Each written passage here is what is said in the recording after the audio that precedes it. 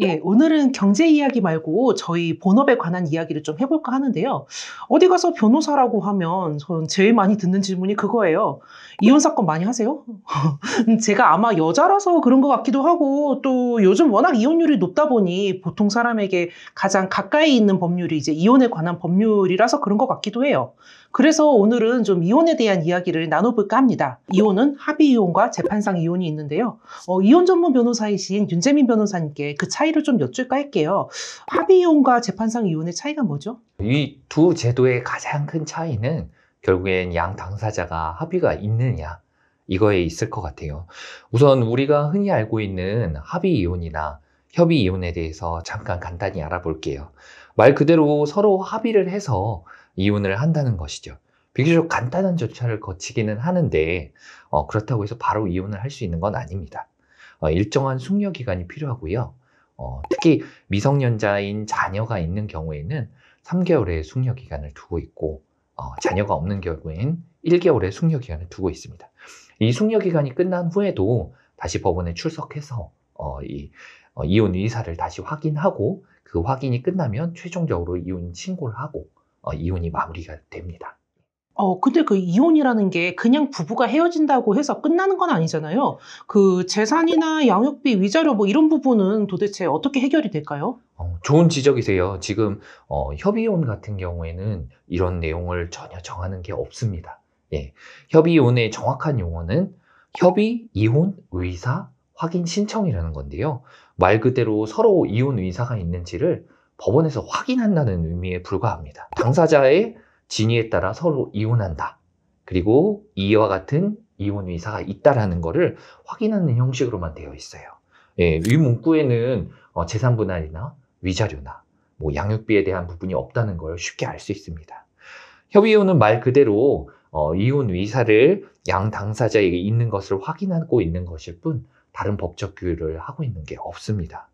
예를 들어서 만약 상대방이 협의이혼을 하면서 3억을 재산 분할로 주겠다, 이렇게 약속을 했어도 협의이혼이 되고 이혼이 다 된 이후에 이 약속을 지키지 않는다면 법적으로 이것을 강제할 수 있는 방법은 전혀 없는 거죠. 그래서 협의이혼을 하시더라도 어려운 부분이 있을 수 있고, 이런 부분에 대해서는 법률 전문가와 상의를 하시는 것이 좋을 것 같습니다. 그러니까 결국 협의 이혼을 하더라도 그런 재산이나 위자료 부분에 대해서 좀 합의가 안 되면은 결국 이런 건 재판으로 갈 수밖에 없지 않을까요? 네, 그래서 사실은 재판상 이혼 비율이 상당히 높은 편이고요. 합의가 안 되면 결국 재판상 이혼으로 갈 수밖에 없습니다. 재판상 이혼 같은 경우에는 민법 840조에서 6가지 이혼 사유를 정하고 있는데요.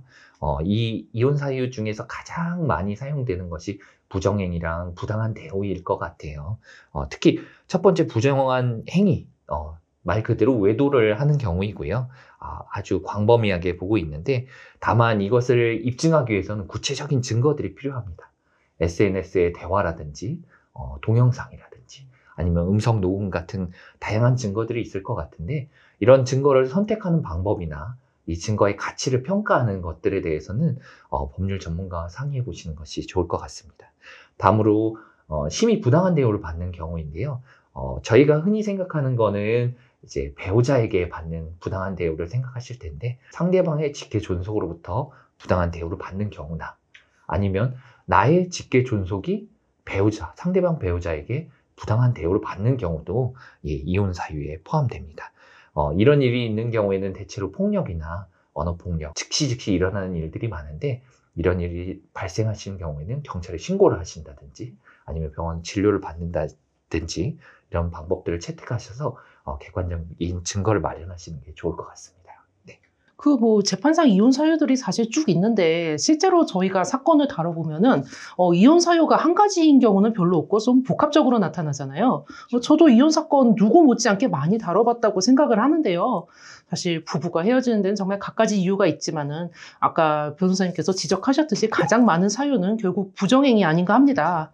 근데 저 부정행위 관련해서 그런 질문 되게 많이 들었어요. 그 상대방이 바람 펴서 이혼을 하는데 바람을 피워가지고 이제 나는 우리 부부관계는 이미 끝났어. 그러면은 서류에 도장만 아직 안 찍었는데 나는 도대체 연애를 하면 안 되나요? 그러니까 아직 이혼을 한 건 아니지만은 그 서류에 도장만 안 찍은 이 상황에서 나 연애하면 안 돼요? 이런 질문 굉장히 많이 들었습니다.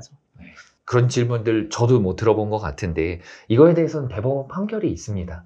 예, 대법원 2011 2997 판결이죠. 뭐 워낙 유명한 판결이다 보니까 이 판결은 부부 공동생활이 파탄되어 실체가 더 이상 존재하지 아니하게 되고 객관적으로 회복되기 어려운 상황에 이르렀다면 제3자와 성적인 행위를 하더라도 손해배상 책임을 물지 않는다라는 건데요.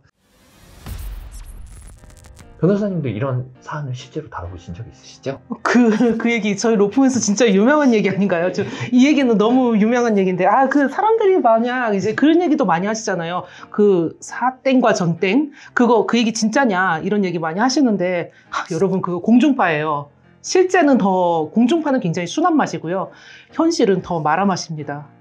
이 얘기 좀 풀어드리면 참 재밌을 것 같은데 저희가 지금 시간이 좀 다 돼가는 것 같은데요. 게다가 이 사건이 좀 등장인물이 많고 얘기가 길고 복잡합니다. 그래서 이거 다음 주에 마저 얘기를 해보는 거 어떨까요? 그게 좋겠네요. 그러면 다음 주에 더 재밌는 소재로 이야기를 나누도록 하고요. 그러면 오늘은 이만 줄이도록 하겠습니다. 네.